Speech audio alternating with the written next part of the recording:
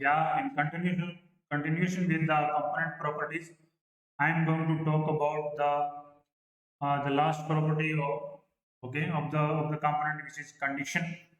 So how we can utilize this condition properties to make use of our graph design better and in control of our parameter set. So depending upon the parameter set, we can control the specific behavior of a particular graph. So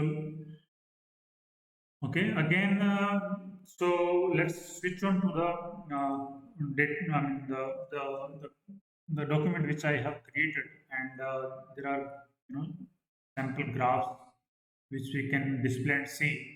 So the interpretation would be constant dollar bracket and radial cell and dim resolution.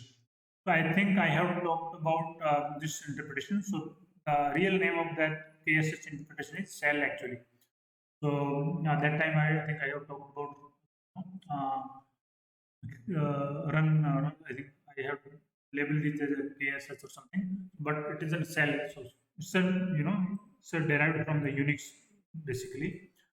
So yeah, leave it. I mean, now we are talking about the conditional properties. So if you look at the condition properties within a particular component, so there will be a sandbox, there will be a EME value, okay, for this condition. Then there will be interpretation, how we are going to interpret that sandbox value or EME value, okay. And depending upon and the display method, what is the display method? So there are two display methods. The first is remove completely. I mean, we can make the particular graph or component to be behave it as a removed completely. And also we can replace this component with a flow. I mean, all the flow. So it's not going to be working on those data. I mean, this particular component is not going to be working on those data, but they will pass through. Meaning they'll come and go. I mean, they will pass through all the record. Okay. So there are scenarios which arises depending upon the particular component, depending upon the configuration of the component, depending upon the characteristics of the particular component. These would be taken into consideration. I mean, which one we are going to use and why, and what is the drawback could arise in future or maybe in runtime or a design time. Okay, that we need to make sure. Okay, so let's say the remove completely meaning. Okay, so whenever we choose the remove completely meaning, so let's say I have the one graph. There's some input sort, and then there's a graph, and then there's a component, and then there's a roll up and replicate, right? And I want to make this third component as a remove completely. Okay, this this can be done again. And what is the replace with flow is like so what I can do is after roll up there is a component, then there is an output file, let's say. So I could make replace with flow for this particular component. Okay, so when I do this, the upstream component of this upstream flow would be disabled. So how in first case how it is how it will be doing this, all the things would be disabled, or it also can disable all the flows and all the component downstream and upstream until the default layout is not encountered. Okay, so in those circumstances, if we say that remove completely and roll up do not have a default option, so not default optional component, optional ports. If you don't have optional port in downstream and upstream, then roll up is also going to be disabled.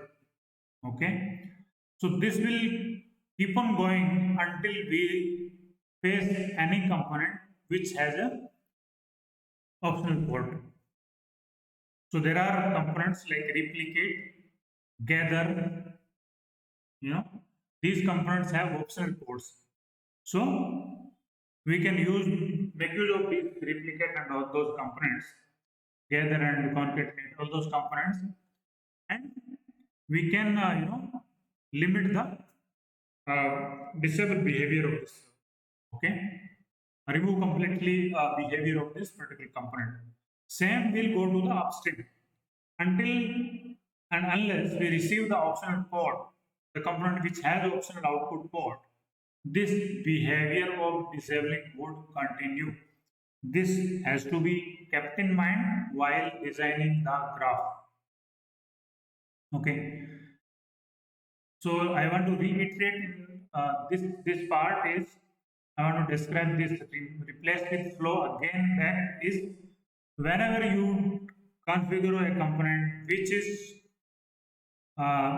disable method is replaced with flow, then this downstream flow would be considered as a output flow of rollup. So this part is going to be disabled, and this flow is going to be disabled, and this flow is going to be behave as a output flow of the rollup component. Okay, so this will be going to be active.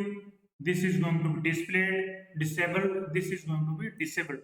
Okay, this component and this upstream flow, the upstream and flow and the component is going to be disabled. Now let's talk about miscellaneous cases or different cases. Okay, case number 1. So let's say there is a component with counted ports and replace with flow. We want to pick and choose the replace. We want to make use of reformat component. We have a output index and output index. Those properties are configured. Let's say, and depending upon certain condition, I want to use the output table component or an output file component. So what I need to do is I can use the replace in reformat. I can configure it as a replace with flow, but that replace with flow, okay, I need to configure like from in dot star out is also in dot star out dot star, okay, and also I need to disable these depending on the same condition which I am going to use for this reformat. The same condition is going to be used for the file and output table also.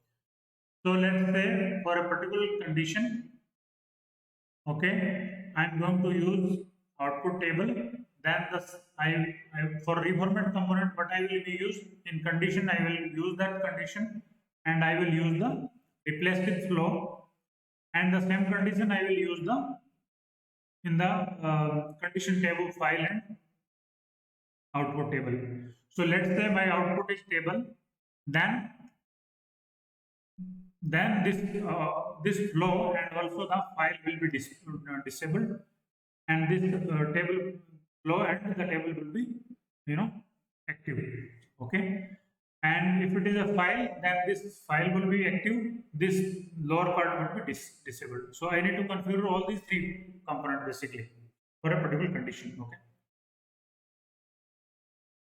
so this is how we are going to use. Okay, so this second case, so the components with multiple flows. Okay, there are components like concatenate, gather, replicate could be a multiple flow. So, and we are using the properties as a replace with flows. So similarly, we need to use, here what we can use replicate, join, reformat. So that those components also have a multiple flow. Replicate, join also can have multiple input flows, right? And reformat also can have multiple input flows. Now, if you want to replace with flow, so similarly we have done for output, right? Similarly we need to do with the input. So for similar condition, we need to configure our input table, output input file, and concatenate. Okay. So depending upon the condition, the respective input is going to be activated and the respective input flow is going to be activated. activated and the other flow is going to be deactivated. Okay. Here we can have multiple input also, like 2, 3, 4. I mean, depending upon the condition, those many flows can be activated or deactivated depending upon the condition. We need to configure this component saying that replace with flow and conditionalize this component, conditionalize this input table and remove completely, conditionalize this component and remove completely. I think I did not say here. This also will have remove completely, but this will be have a replace with flow. This will have replace with flow. This is remove completely. This is remove completely. Now, case number 3. This is case number 3 wherein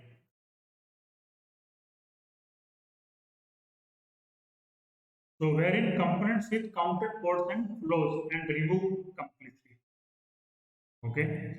Let's say we have reformat component and we have count as 4 in reformat and the output ports are connected with different A, B, C, D as a component, and I want to disable A and B depending upon certain condition. So how the reformat is going to be behave with respect to the output port is A and B would be deactivated and the flows, respective flows will be deactivated, meaning out 0, out 1 is going to be disabled, and C and D would behave as it is an IN0 and IN1. Okay, so this is going to be the behavior of the reformat. Similarly, in partition by expression, right, depending upon the logic which we describe in partition by expression, the output port can be created. There could be a multiple output port can be created out of partition by expression. So depending upon the logic, and also in the join also the inputs. Okay, so there could be multiple 1, 2 plus inputs can be possible in join component, 2 or more components. So in this scenario, how to solve this issue, because it's going to be failed, right? If we are not configuring output index and output indexes, so that also can be, we need to use output index and output index first of all. And second of all is, what we need to use is, we need to place some replicate over here. And there will be a component A. And similarly, here also replicate and then component B. So that this flow encounters the optional ports. Okay. And this, I mean, what we need to do is, we need to keep on active these flows actually. Rather, we are not going to do anything, but we need to, make it active so that the reformat with the output index behaves, smoothly. So we need to make this, active. Okay. So in those cases, we can use replicate before those components. Okay. And because after replicate, we can connect those parameters, okay, those ports. In those cases, the replicate will be used as a trace actually. So it's going to be behave as a trace, technically, but it will allow us to make it active and reformat will not be breaking. Okay, it won't be any issue. Similarly, in partition by expression, you can use the replicate and also conditionalize your logic, okay, in such a way that probably using PDL or and the condition beforehand, right? So you can govern your XFR or a logic using the meta programming language and PDL driven PDL driven XFR you can create, and that logic could be taken as a dynamic. You can create those many ports. Okay, so still it is in a little complex, and this will be took as a due diligence and be very carefully to configure such conditions, such things. Because in join, because the join reformat, right, whenever we create the join function within the transform, Okay, it will accept as I0, I1, I no, until IN. So this kind of parameter is going to be accepted from this join transform function, right? So similarly, we need to create the conditionalized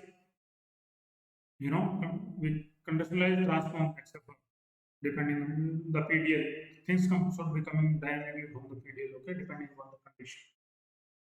So yeah, so these are the different scenario can be encountered, okay, and you can solve using with careful consideration using another component, and you can expand your graph while inserting some optional components and codes and all, right? So this is the I wanted to talk about with remove functionality or conditionalized functionality. With that, I mean we can create other graph which are conditionalized basically depending on certain condition. Okay. Thank you so much.